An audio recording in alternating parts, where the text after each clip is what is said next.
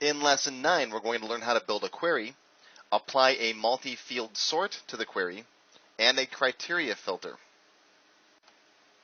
In this lesson, we have the same mission that we had in the last lesson. The boss wants to see a list of all the customers from New York sorted by last name. More importantly, I want to create a query to do this so I can pull it up at a moment's notice at any time in the future without having to redo all the steps.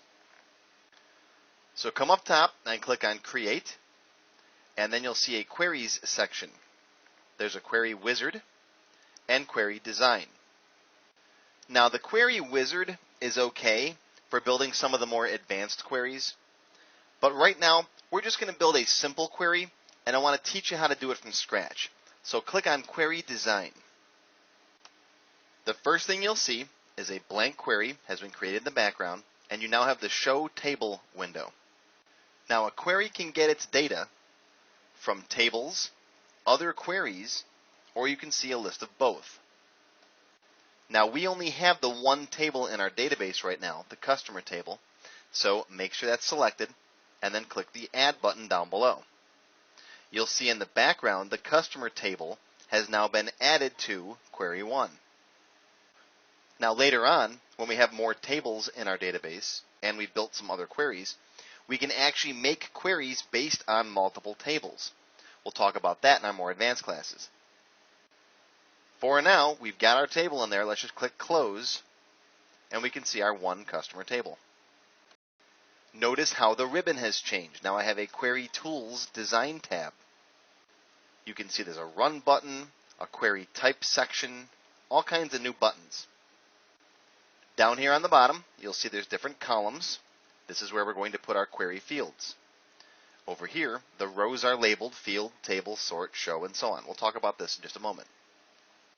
Now I will tell you, this is one of the stranger things you're going to see in Access. This interface isn't really intuitive until you get to know how it works.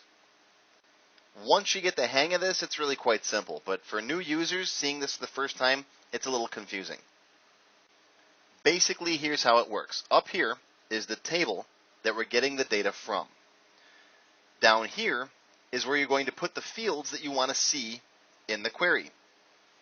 So in a nutshell, we take the stuff that we want to see from the table and just bring it down below. So let's say I just want to see a list of first and last names. I'm going to bring first name and last name down into the query. So click on first name, then click and drag it right here into that first column and let it go. Now you have first name in column 1. Now find last name, click and drag it down here into column 2. So now your query consists of the customer table showing first name and last name. It's that easy. That's all you have to do to see a list of first names and last names. Here you'll see the field name, first name, last name, the table they're from, because remember, you can have multiple tables in a query, so they're both from the customer T. We'll talk about sort and criteria in just a minute. Now to see the result that the query is going to produce, take your mouse and click on the Run button right up here. There's your list of first name and last name. Now that's exactly what I've asked for at this point. I told the query, just show me a list of first name and last name. That's it. You get all your customer records, 1 through 11, first name and last name.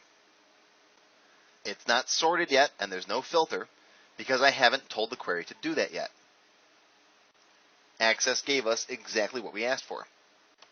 Now let's say in addition to first name and last name, I also want to see the phone number. Maybe that's the reason the boss wants this list. So we can see a list of all of his customers, first name and last name, with their phone number. So let's go back to Design View. Here's the Design View button. If you drop this down, you'll see there's Datasheet View, SQL View. That's a little more advanced. We'll talk about that in future classes. And Design View. Let's go back to Design View. Look at that. Look familiar? That's the Design View for the query. Let's add phone number. Find the phone number field right there. Click on it. Then drag it right down here and drop it in column 3. Now if I run the query again, there's the additional field. First name, last name, phone number. How about another field? Let's say you want to add credit limit. So let's find the credit limit field right there. Now here's a trick. Instead of clicking and dragging, we can just double click on the field. Watch this. Double click, and there it goes. It will automatically appear in the next open column. And now if I run the query, there's the extra field. But now the boss says, oh, wait a minute, I don't want that information on this. I don't want everyone to be able to see credit limits. This is just to be a simple phone number field that I can put on the bulletin board. Okay, fine. Back to design view. How do you get rid of a column? Well, you can delete a column by clicking on this little tiny bar right above the column. You'll see your mouse turns into a downward pointing arrow. Click right there, and then press delete on the keyboard. And that's how you get rid of a column. Now, how do I sort this information? Well, if you're in Datasheet view, you can apply sorts up here. But these sorts aren't permanent. They don't stay with the query. So let's go back into design mode. And look right down here. There's a row that says sort. So click inside this field right here. We're in the sort row under first name. Notice a drop-down box appears. Click the drop-down box, and you'll see it says ascending, descending, and not sorted. Let's pick ascending. Now the first name field will display sorted ascending. And if I run the query, you can see the first name field is sorted. And that's permanent. That will save with the query. All right, back to design view. If you want to sort only by last name, turn this sort off, not sorted, and then sort by last name, ascending. When you run the query, notice how the results are now sorted by last name. Now what I'd like to do is I'd like to sort by last name and then first name. So if the last names are the same, they're then sorted by first name. That's a typical sort. Now it just so happened that Joe came above Susan Jones, and they are in alphabetical order. But the Smiths are backwards. Joe should be sorted in front of Peter. So how do I sort by multiple columns? Let's go back to design view. Now if I sort first name ascending and then run the query, look what happens. It's sorted by first name, and then here we have two Joes. Notice they're sorted alphabetically that way. In Access, when you're sorting in a query, the fields are sorted left to right. So the first column with a sort on it gets sorted first, then the next column, and so on. So if you want last name to be sorted before first name, you have to physically move the last name column to the left of first name. Now, how do we move a column? Well, remember how we select a column by clicking on that little tiny box right above the column where you see the downward pointing arrow. Click there. Now, let it go. Hand off the mouse. Now, you're going to have a white arrow. Click and then drag that column to the left. And there we go. That's how you move a column. Let's say I want to move the phone number column up front, right? Click here, let it go, click again on the same spot, and drag it to the left. And drop it there. All right, let's put it back where it was. Click up here, and drag it to the right. See that? That's how you move those columns around. Now that I've got last name as the first column in the query, it should sort by last name, then first name. And if I run the query, you can see that is the case. The Smiths are now sorted correctly. Okay, so back again to design view. Let's save this query. Now this is the major benefit of queries, is we can save this and never have to do this work again in the future. So click the save button or hit CTRL-S on your keyboard. You'll get the save as window up. I'm going to save this as customer Q, no space. Remember, I like to end all my queries in the letter Q. And now I'll click OK. Notice the customer Q appears over here under the queries section in my navigation pane. Now, if I close the query, I can run it again by just simply double-clicking on customer Q. And there it is. There's my set of data, sorted by last name, comma, first name. And I didn't have to do any of that work again. Someone who doesn't even know Access can come in here and just run this query. Now that was a pretty simple query, but you can make some pretty complicated queries. Now we're not finished with our query just yet because the boss said I only want to see customers from New York. So let's go back to design view. So now we need to filter our results based on the state. So we need to add the state field to our query. So find the state field, it's right there. Double click on it. That will add the state field to our query. If I run the query now, you'll see there's all the states. I haven't filtered it yet. I haven't told Access to do anything. Now we could just come in here and apply a filter like I showed you in the table. But remember, this type of a sort or filter does not save with the query. So let's go back to design view. Notice down here, there's a row that says criteria. The criteria row is where you basically specify filters for these fields. They can get a lot more complex than using the table-based filters I showed you earlier. Now I'm going to come down here in the state column, in the criteria row, and type in what I want for a criteria. In this particular case, I want to see all the customers from New York. So I'm going to type in NY, and then press Enter or Tab. Now notice, Access automatically put that inside of quotes. In Access, whenever we're dealing with text values, that's called a text string, we have to make sure we put it inside of quotes. Now in this particular case, Access realized that we needed the quotes and added them for us. It doesn't always do that, so just keep it in mind. Text value criteria have to be inside of quotes. Okay, so let's run the query again, and look at that. I've set up a criteria saying that I only want to see customers from New York, and there they are. Now notice in this particular case, you do not see a filter applied down here, because this isn't a filter, it's a query criteria, which is different. A filter is something you apply on the fly, and it's not saved with the table or query. The query criteria is a permanent part of this query. Now I want to save this query, so I can pull this list up at any time in the future without having to do all this again. But don't just hit CTRL-S, or don't just click on the floppy disk, because what happens is it will save it right over the old customer queue. I don't know how many times I've done that with Word or Excel documents, where I've opened up an old one that I wanted to kind of use as a starting place, made some changes, and then hit save, and then I was like, oop, I just overwrote my old document. I want to keep my customer queue, and I want to save this as a different query. So click on File, and then Save As. That will allow you to specify a different query name. Now you can save the database, the whole database, or just the object you're working with. In this case, I just want to save that object as a new query. Now it defaults to copy of customer queue. I'm going to change this to customers from New York queue. And it's a query, so I'll hit OK. Now yes, I know I mentioned earlier that I try to keep my table and query names singular, but that's more of a general guideline than a rule. Notice now both queries are here in the navigation pane, and you can open them both up at the same time. Notice now I have two tabs. There's customers from New York and the whole customer queue. You can also open up the customer table if you want to and see all three things.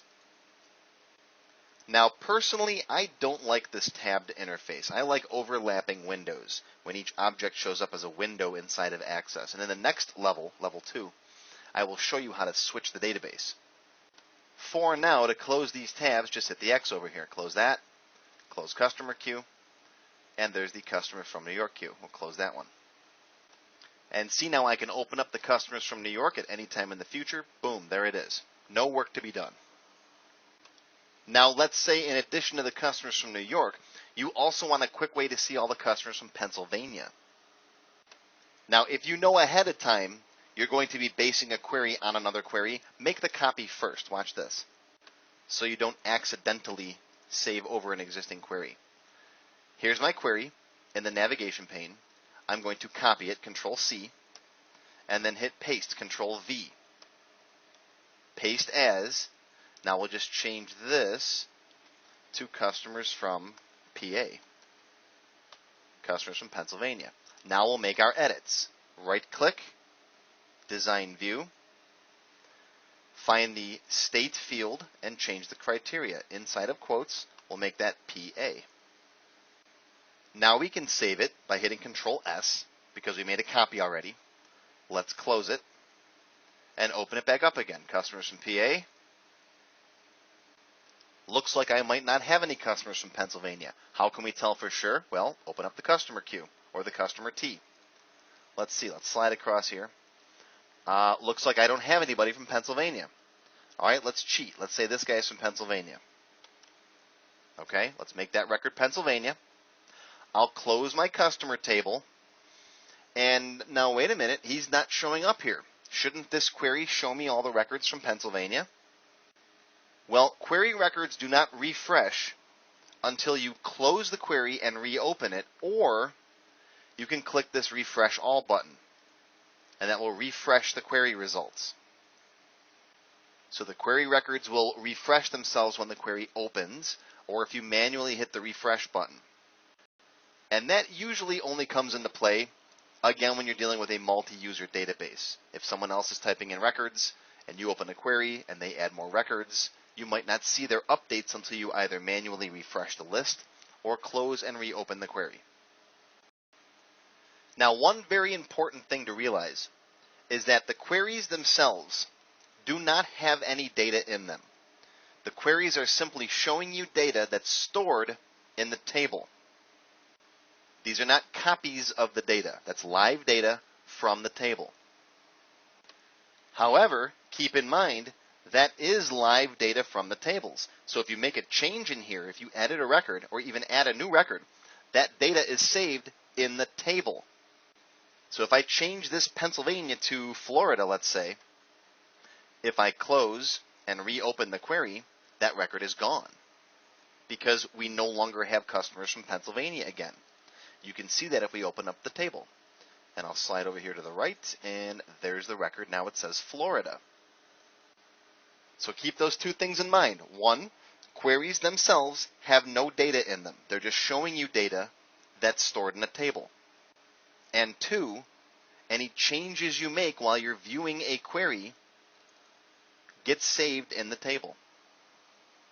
Can you make read-only queries so you can generate these lists and have them for your coworkers? Yes, you can. We'll talk about that in future lessons. In that particular case, I would recommend you use a report, but again, we'll cover that later. Now, we have two queries from different states. What if you wanted a query for each state? Would you have to make 50 separate queries? The answer is no. There is something called a parameter query, where you can make it so the user types in the state they want when the query is run. That's a little more advanced. I cover that in Access Beginner Level 5. Remember, today we're just learning the basics of query design, but my students do ask this stuff every time I teach this, so I just want to let you know, yes, it's possible. Yes, we will cover it later. Another popular question, what is that asterisk for up there? That's so you can add all of the fields to the query in one shot. For example, let's say you want to sort by last name and first name, so you have to bring these fields in manually to put a sort on those columns. However, you can then just add the star. Notice over here it says customer T.star. Now when I run the query, I'll see all of the fields without having to bring them all individually. I'm going to delete that for now. We'll talk about the star later. Another question I usually get asked at this point, what are these show boxes for? These are so you can bring a field into the query but not show it when the query runs. See that? The field is still there, but it doesn't display. For example, remember that credit limit earlier? Well, let's say you want a list of all your customers with credit limits over $1,000. You want to use a criteria on that field, but you don't want to display the data. So that's one of the reasons you might want to use that box. Now, there are tons of things you can do with queries. I literally just scratched the surface today. You can make queries with multiple tables. You can make queries that prompt the user for information. You can make queries that edit records in a table or delete records. There's all kinds of things you can do. I cover queries throughout my entire series of classes. If I were to put it all together, there's probably 100 hours just on queries. But that's all you need to know today to make basic queries, to sort and filter your data, and to save those queries so you can run them later without having to do any work. Now in the next lesson, we're going to learn how to build a form to make a nice user-friendly interface for our end users.